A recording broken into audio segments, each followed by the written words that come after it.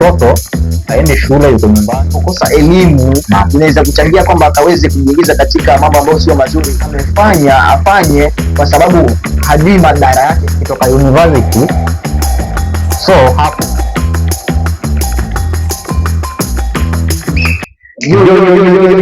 inakuwaje wadau, inakuwaje watu wangu wa nguvu, fiti shwari kabisa. Majina yanajulikana kama Mwasaha KE, of course I'm your host, na niko na my host hapo ambaye anaitwa Bimbo Vumuzo. Bila shaka hujakosea ndugu yangu, twende kazi. Sasa vile vile unaweza tufuatilia katika mitandao yetu ya kijamii kila mahali @Mwasaha KE, YouTube, TikTok, Instagram, Twitter, Mwasaha KE, unaweza nipata huko, na mwenzangu pia sio kama pale pale Instagram Bimbo Vumuzo, YouTube Bimbo Vumuzo, TikTok Bimbo Vumuzo. Sasa kunifuatilia pale Facebook pia Bimbo Vumuzo. Haitaisha kama tunadondosha kila kitu ambacho kwamba tutakuwa tunakirecord pale, utakuwa ukitufuatilia, hakuna jambo lolote ambalo litakuwa linakupita. Kwa hivyo hakikisha umetufuatilia pale katika mitandao yetu ya kijamii kila mahali pale. Naam. So leo tumekuja na topic nyingine murwa kabisa. Bila shaka Waswahili wanasema murwa, yani nyingine mwecheche kwa lugha mtaani. Bila shaka kwa lugha mtaani kama vile bila shaka lazima tuweze kuchanganya lugha ili tuweze kuelewana. So leo topic yetu ya leo ni kuhusu mimba za mapema, early pregnancy kwa lugha ya Kimombo. Early pregnancies ni kitu gani kinasababisha kuhusu mimba za mapema? Mbona mimba za mapema zikaweze kutokea? Ni nini ambacho kinaweza kusababisha mimba za mapema na ni jinsi gani ambapo kwamba tunaweza tukazizuia? Naam. Hiyo ndio mada yetu ya siku ya leo, jinsi ya kuzizuia. Na kabla ya kuzuia kitu lazima ukaweze kutambua chanzo chake. Kwa hivyo tunataka tukaweze kuangalia vile vyanzo vinavyosababisha mimba za mapema, alafu baadaye tukaweze kuangalia jinsi gani ambapo kwamba tunaweza kuzuia hizi zile mimba za mapema, kwa sababu imekuwa ni donda sugu sana, sio katika kaunti ya Kilifi pekee yake, Mombasa kaunti pekee yake, bali kwa taifa zima ama nchi yote ya Kenya. Hizi mimba za mapema zimeweza kuwa nyingi sana. Kwa hivyo tukaweze kuangalia ni nini ambayo inasababisha na jinsi ya kuzizuia. Naam.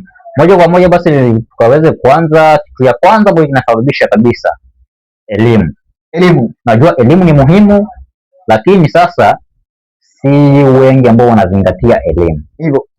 So unaweza pata mtoto aende shule, yuko nyumbani, mtoto anahusishwa katika vitu ambazo hata yeye mwenyewe hazistahili. So mtoto akiwa nyumbani na akiwa hana matunzo, hana malezi bora, akiwa hana malezi bora, hiyo inaweza sababisha kwamba mtoto ajiingize kwenye tabia ambayo si nzuri. Hivyo hapo haujakosea mwenzangu. Unaona, mtu anapokosa elimu inaweza kuchangia kwamba akaweze kujiingiza katika mambo ambayo sio mazuri. Kwa mfano, anaweza kuwa amekaa pale nyumbani, alafu unajua wazazi wengine sio rahisi sana kufuatilia watoto wao. Unaona? Sasa akikaa pale nyumbani, wenzake wameenda shule, anabaki peke yake pale nyumbani. Sasa pale anakaa akiwa idle. Akiwa idle anaanza kufikiria mambo ambayo sasa sio. So anaweza kujiingiza katika makundi ambayo sio, na baadaye mwishowe katokea mimba za mapema. Unaona? Vile vile elimu, ukosefu wa elimu. Unaona? Mtu anaweza kuwa anaweza kuwa anaona hiki kitu naweza kukifanya, ama naweza kufanya hiki kitu hiki ili mradi tu nimefanya. Unaona? Ama afanye kwa sababu hajui madhara yake baadaye. Unaona sasa? Kwa hiyo mtu anaweza kujiingiza katika kitu fulani ama tabia fulani bila kujua madhara yake baadaye. Lakini sasa mzazi anapokaa ama walimu kule shuleni anapowafunza watoto ama wanafunzi kwamba unapofanya hiki na hiki na hiki madhara yake ni haya na haya na haya, basi huenda ikamsaidia kwamba asiwezi kujiingiza pale, kwa sababu atakuwa amepata elimu ya yale madhara ambayo yako pale mbele baada ya kufanya kitu fulani. Unaona? Kwa elimu ni muhimu. Elimu inaweza kusaidia mwanafunzi ama mtoto kutojiingiza katika mimba za mapema ama early sexual, tunaweza kusema ngono za mapema. Kwa hivyo elimu, sijui kama uko na point nyingine ambayo unaweza kuingizia pale kwa ile elimu. Elimu ni muhimu kwa sababu gani? Ndio. Mtoto kwanza inachunga mtoto kujiingiza kwenye hizo sexual behaviors. So mtoto akisoma kuanzia primary school, secondary school hadi university, akitoka university unajua wakati wote atakuwa yuko busy na masomo. So atakuwa hana time ya hizi vitu vingine. Hivyo. So akiwa huko shule, akitoka university, so hapo sasa ndo anaweza akawaza hizo mambo. Na pia hataenda moja kwa moja. Kwa sababu gani? Utakuwa kuna kazi anatafuta. so itakuwa iko na stress nyingine ya pesa hivyo. So stress ya pesa itabidi atafute kazi, akitafuta kazi paki awe stable, sasa anze kufikiria mambo mengine, hivyo relationships hivyo. So sasa tunaweza kusema kwamba ama katika hili swala la elimu, naam, ni hawa kama wazazi ama kama jamii, ni nini ambacho tunafaa kufanya ili kwamba tukaweze kuhakikisha hawa watoto wetu tunawakuza katika maadili mazuri ya elimu, ili kwamba wasiweze kujiingiza ama kupata madhara ya mimba za mapema? kwa kwanza, Ndio wewe kama mzazi hivyo unastahili uchunge mtoto wako. So usikuwe mzazi uko na mtoto umemwachilia mtoto, akitoka hujua ameenda wapi, hujua amejiunga na makundi gani huko. So unajua naweza kuwa uko na marafiki, kuna marafiki wengine ni wazuri, wengine ni wabaya. Anaweza jiingiza kwenye makundi ambayo sasa yeye hayamshawishi kitu yoyote, ama ni marafiki zake lakini hawana faida yoyote. Kama mtoto kwa mfano aende shule, obvious atapata wale ambao watakuwa wanafikiria the same na yeye. Hakuna ile level ya nini high education, wote wako the same.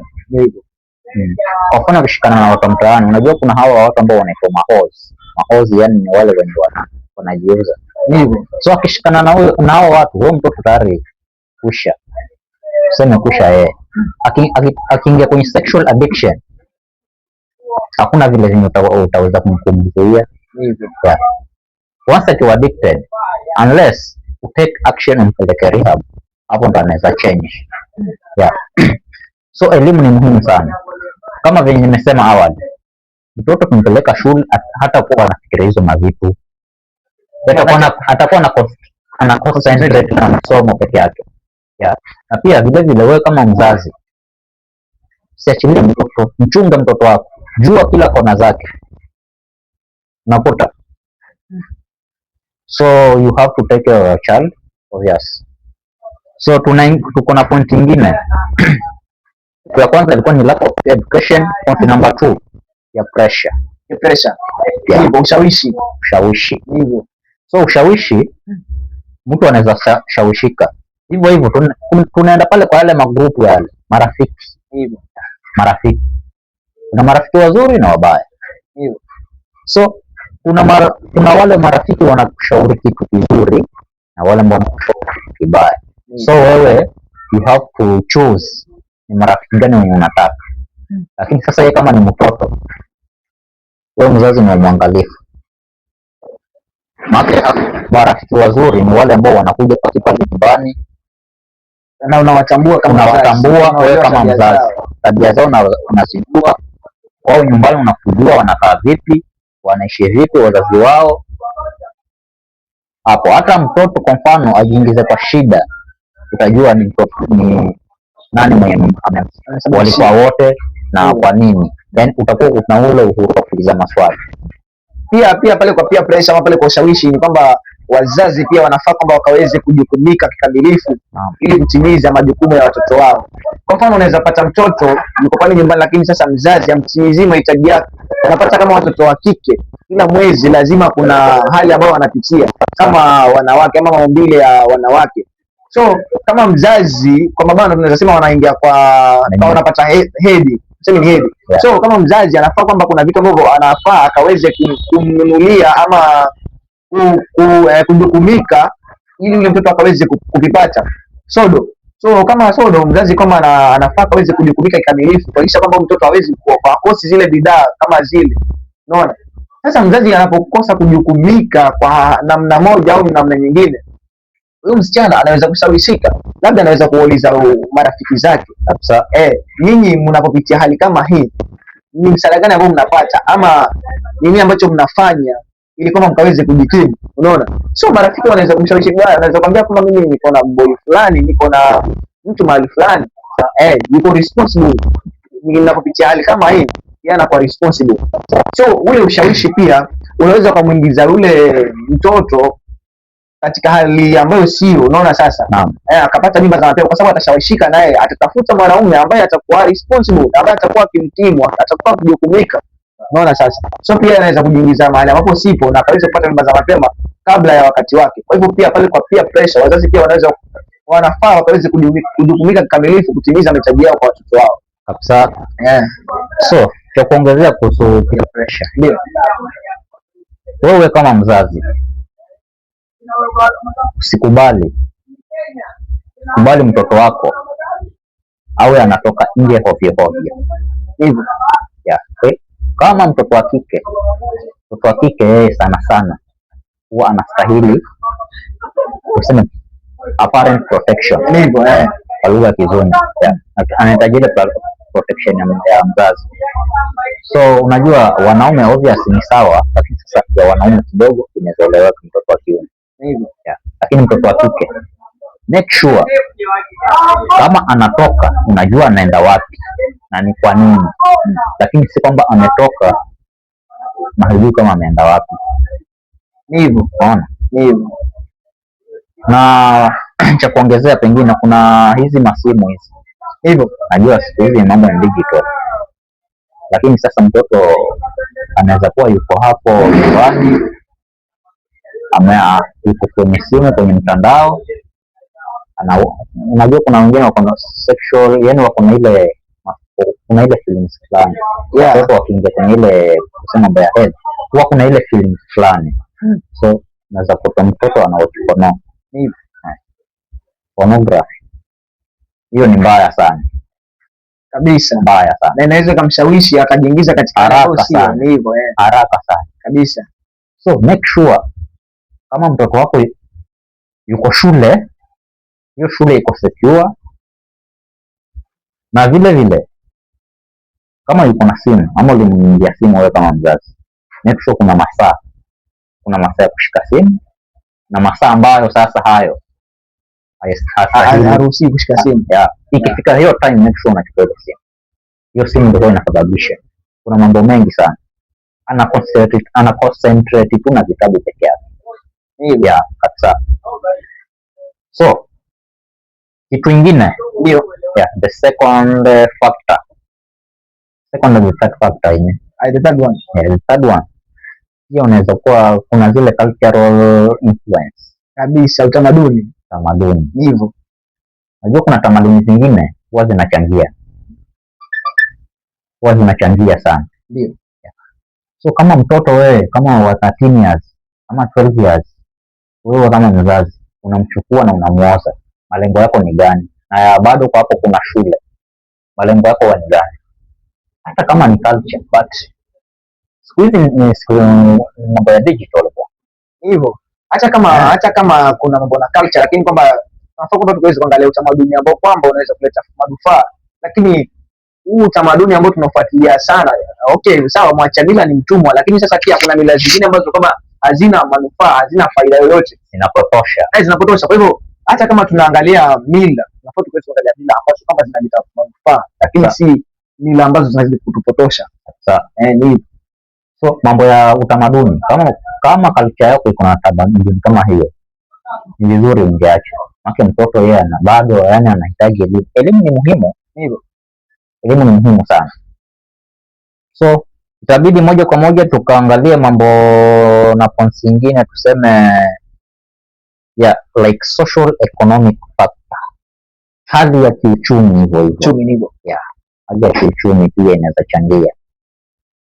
Kwa sababu gani? Mtoto anaweza kuwa pale nyumbani hali ni mbaya, mambo ya chakula ni mbaya, mavazi nini hapati, so anaweza shawishika haraka pia hivyo.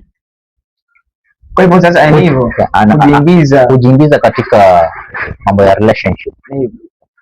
So kama pale nyumbani hapati ni zile basic needs, kama mtoto wa kike ni rahisi sana kujiingiza katika hayo maswala. Manake kama mzazi ya provide, labda utafute mtu ambaye sana anamtimu kijana, kama ni nguo au anapata.